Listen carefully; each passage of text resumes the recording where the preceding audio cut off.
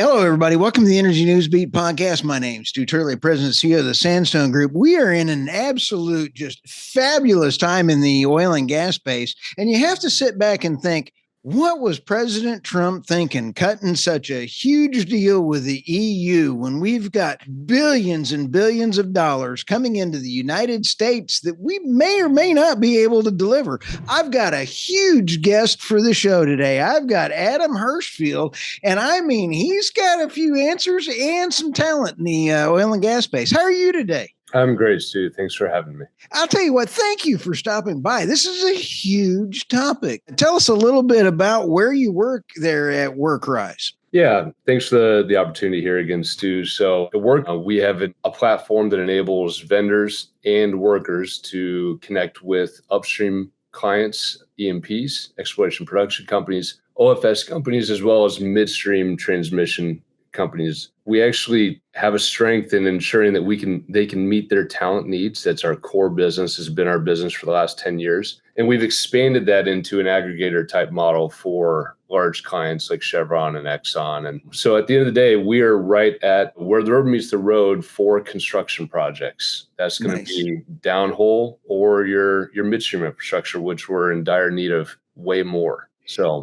And so if you're mentioning midstream, you're also talking Williams, you're talking Enbridge, you're talking all those cats. Yes, sir. We've had an opportunity to be able to partner with them for the last decade, like I mentioned earlier. Nice. But just over the last years, you can imagine we've seen a lot of potential tailwinds here with permitting reform. And so, yeah, America's kind of getting back to work in energy again, by the way. Well, how are you seeing permitting reform working with AI? Because AI is a good news, bad news. Good news, AI, it's driving the largest demand for natural gas we've ever seen in electricity, but yet it could solve a lot of the problems. How is Workrise working with AI right now?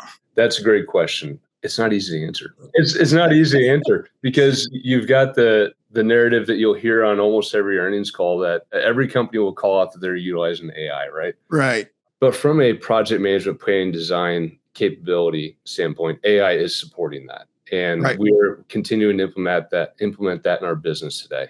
When it comes to permitting behind the meter power gen, that is where we're seeing a lot of additional new demand. So from our perspective, we're seeing two main paths of demand for our services, which means that our clients are working again. That is for construction project management for behind the meter power gen build out. Right. Companies that would be included in that would be a Williams, as an example, with this deal with Meta in Ohio. Right. So that large project, we have people on that job site today managing an element of gas being transported from A to B to build out that power gen facility behind meter. And that's a big deal in a regulated space. We're effectively moving off the regulated grid, and Williams is supporting a large scale. We believe that's going to happen at a wide scale, but it hasn't yet, right? So that's why it's a tough question to answer. The other element of our business that we've seen really pick up is just large transmission lines. We've got orphaned gas or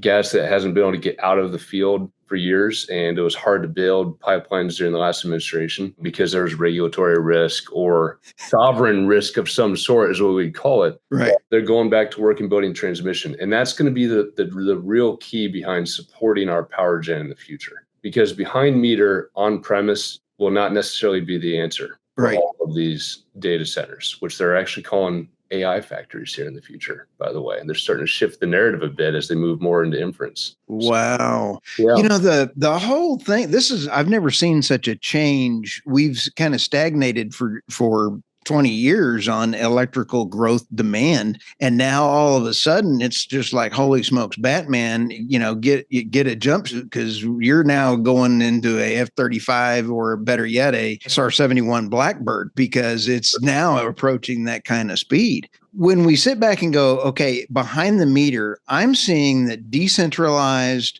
management of our grids is going to break down into microgrids, and we're going to either have those that can afford their own generation sources and those businesses that are smart enough to employ guys like you to sit back and kind of go, and I hope I'm not putting Adam words into your mouth, but I'm going to say I'm going to get what's 1-800-ADAM's number right now, because if I'm a CEO of a business and I'm sitting here kind of thinking, the DOE, I absolutely love our Department of Energy right now with Secretary Chris Wright, one of the greatest humans on the planet. They came out with a report that said we are about to have 100-fold blackout potential because of the wind and solar, the drain on the grid, and the lack of resources. And just to step my next question, we've got about 200 gigawatts of nuclear and natural gas turbines for the public sector ready to roll.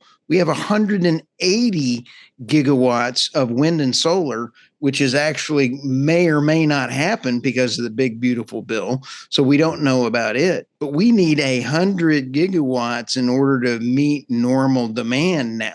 In Texas, the math ain't mathing. So, this is like, holy smokes, you're going to need you more now than I've ever even thought of in the past. Did I articulate that fairly well? Absolutely right.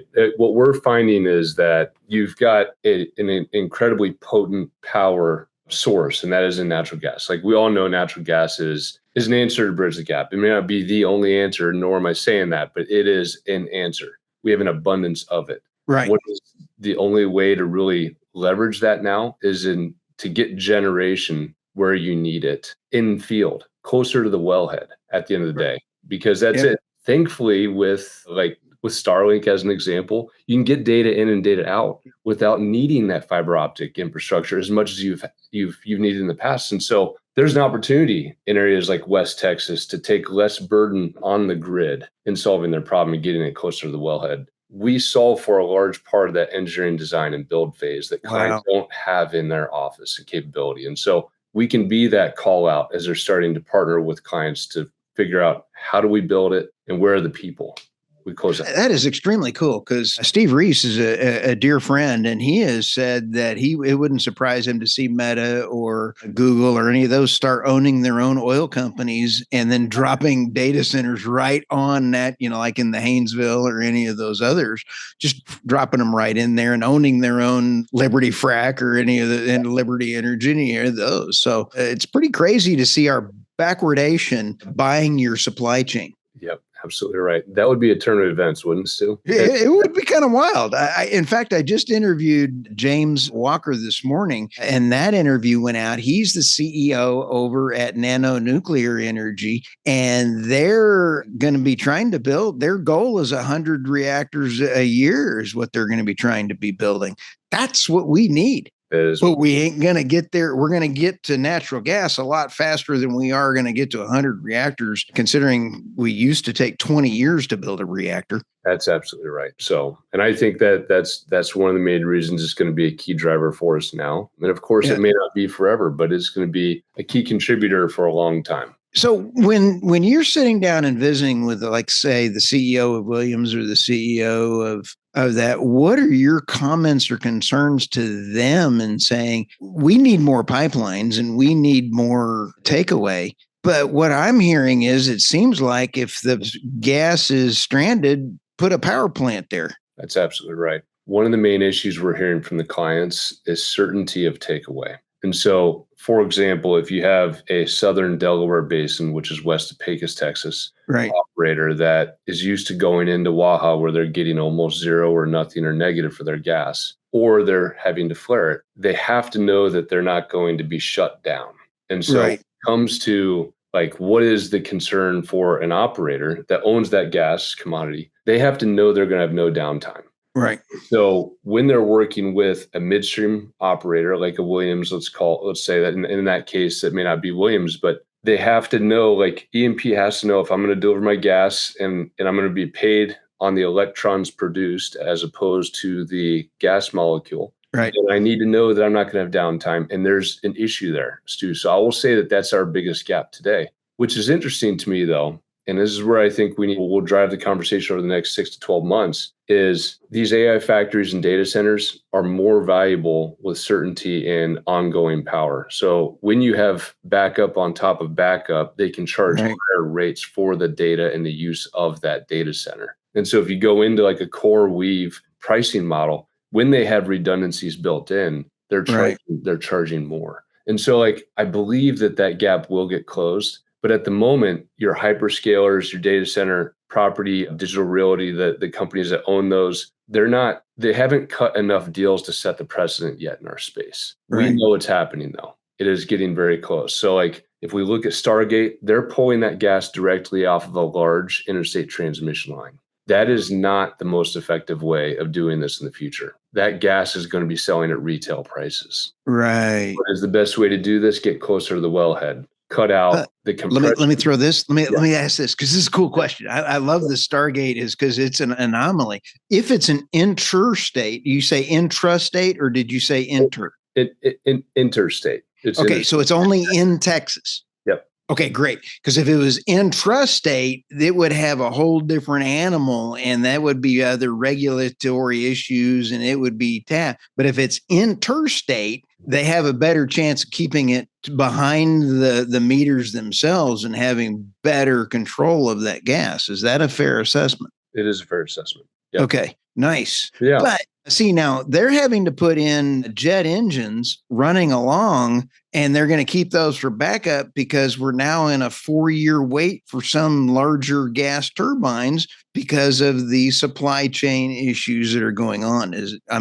That's part of something you deal with, right? It is. The acquisition of the equipment and the materials needed is currently an issue as well. Wow. So if we're talking about business models, part of that issue is that we cannot get all of the materials and equipment needed. Yep. So that is an issue, to be fair. Okay, you've got for our podcast listeners, Adam's got a beautiful head of hair compared to mine. And so I know that he has not lived through some of my frustrations by pulling my hair out in dealing with problems and things. So you must be a better problem solver than I am, because that's a big problem coming around the corner, Adam. It is a big problem. Yep, it absolutely is. And so that's going to be an issue where we're going to have a throttling mechanism in our ability to win in the AI race because of that alone. Right. And so I don't know how to solve for that one yet. I have been researching it with clients. We don't have a solution yet. How many folks are over there at Workrise? Approximately 250 in the office. And going back to your comment, I couldn't do it without the team. None of us could, right?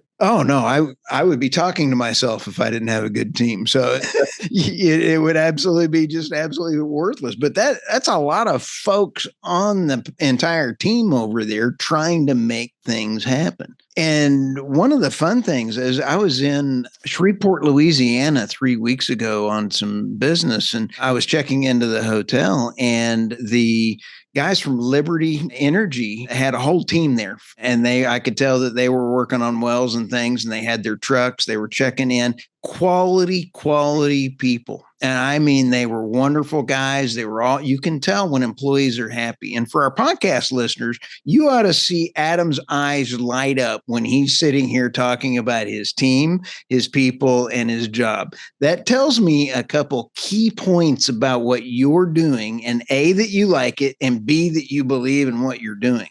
That is incredibly important. Yeah, I appreciate you calling that out. We are filling a gap that I'm proud to be part of filling the gap. And I've always been proud to be in this business. And I know that we in the United States do it better than any other country in the world when it comes to developing our oil and gas resources, conserving those resources, and protecting the environment and stewarding our assets. And so I'm thankful to be in this. And I'll tell you, Chris Wright, I did not have, when President Trump won, I did not have Chris Wright, Doug Burgum, and Lee Zeldin on my bingo card. What a trio in energy. And we're about to see some gigantic things change with the regulatory processes. In fact, if DOGE gets their regulatory changes processes done here, they could save trillions of dollars of regulatory headaches. How much of a headache are regulatory processes for you right now? Thank you for asking. They're down. Thank you for that painful question. They're down substantially. I will say that. And it is a significant improvement. On the upstream E&P side of the business, we're able to get drilling permits within a reasonable amount of time. Nice. Whereas in the past, it had gone from approximately 90 days on federal lands to 180 days, which made it almost not economic in some cases. Now we're back into the 30 to 90 days for a drilling permit. But really, Stu, it comes down to Midstream. Midstream is able to get right-of-way agreements and permits with FERC, and they're getting the support they need to be able to do these large projects. And so when they run their open seasons to fill the line and get commitments, once they're fully committed, they can have a level of confidence because Department of Interior has stated there's a sovereign risk premium. And as far as they see it, there should be an insurance payout if they pull permits after they've already awarded them in your mid-project to cover damages. And actually enact that. That would be a game changer for this business. It would give them certainty that they won't be left hanging like TC had been left hanging for. Oh, absolutely. Yep. That was horrific. This is huge. And you sit back and take a look at this. What do you see? I know that the three horsemen running this are absolutely just rock solid running down the road with Doug Burgum and Secretary Wright and Lee Zeldin. And as we try to achieve energy dominance, you're, I think, more critical, and Workrise is more critical than people understand. I mean, this is an unsung hero that if you're not paying attention, if you burp, we all burp. And now California, speaking of burp, is going to be horrific. They went from 3,000 wells a year, they're down to like 2. And they are now importing 70% of their oil. And Gavin Newsom has single-handedly turned that to a national security disaster. I'm assuming you're not doing much out in California. I'm making an assumption. We're doing as much as they'll allow us to do in California. Which ain't much. Isn't much. And in pre-COVID, we had a fairly substantial position there with CRC.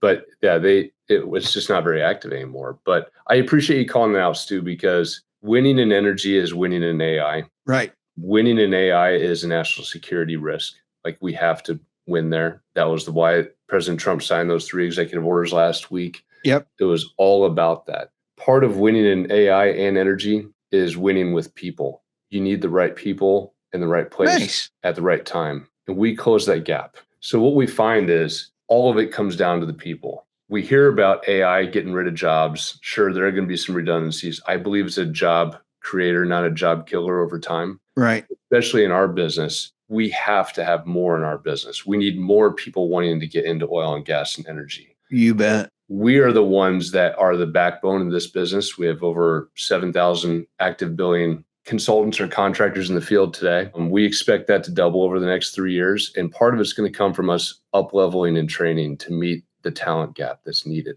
Wow. So this is an absolute imperative. As we hear about people losing jobs, we are here to get you to work.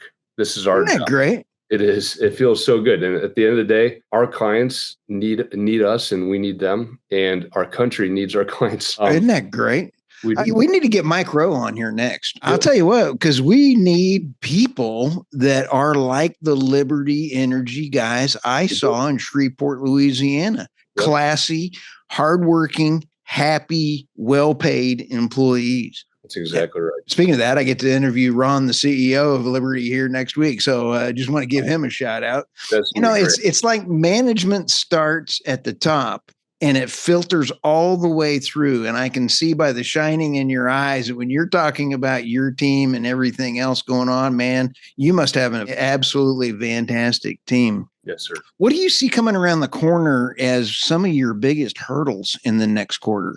That's a great question. So we still have relatively low commodities for the upstream business, Stu. So rigs continue to come down. So I see us converging on a decrease in production nationally with a need for more, right? And so the question is going to be, are we going to move more rigs from oil focus to natural gas? Really? And then how much associated gas decrease is going to come from less oil wells being drilled? All this comes to the apex of the point I'm trying to make is we've committed to sell Europe, or we've had them committed to buy from us a certain amount of energy every single year. And when we look at these numbers, we have to add, I'm looking at it now, it's about 20 BCF a day in volume that we can deliver to Europe.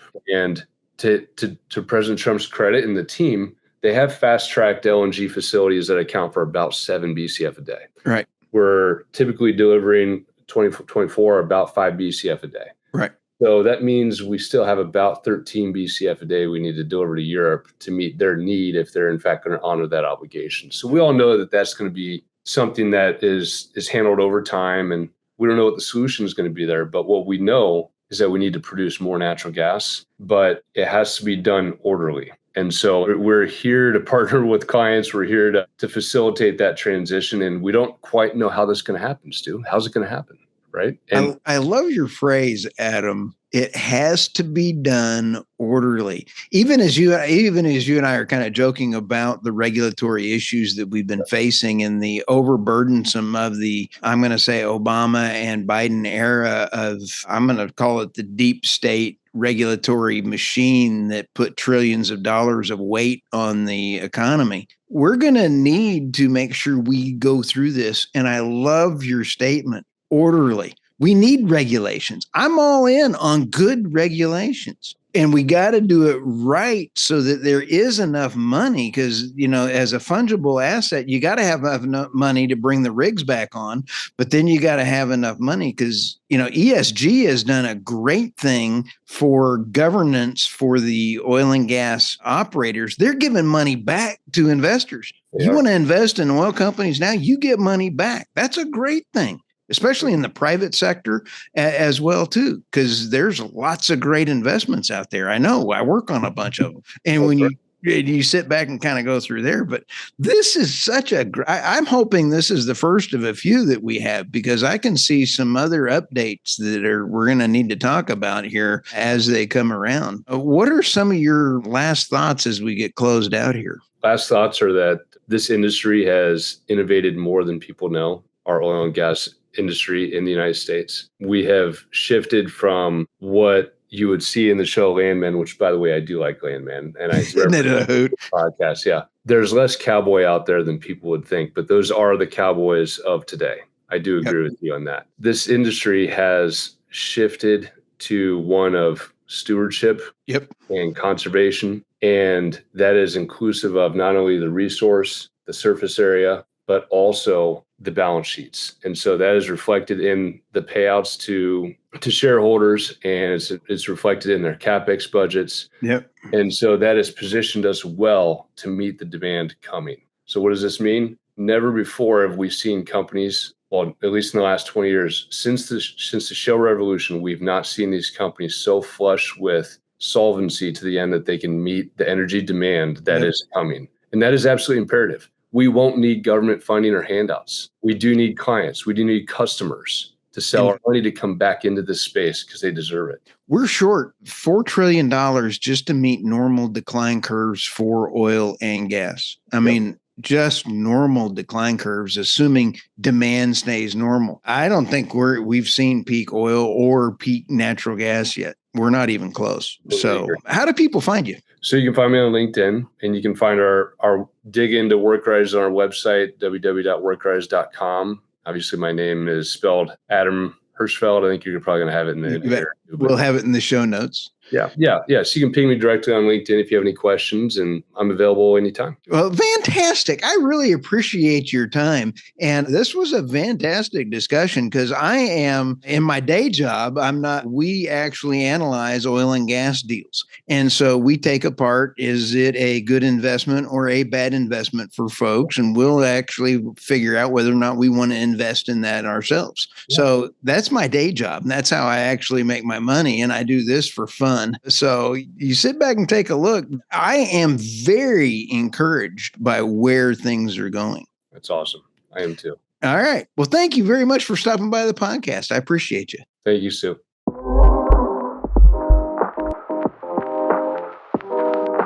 you.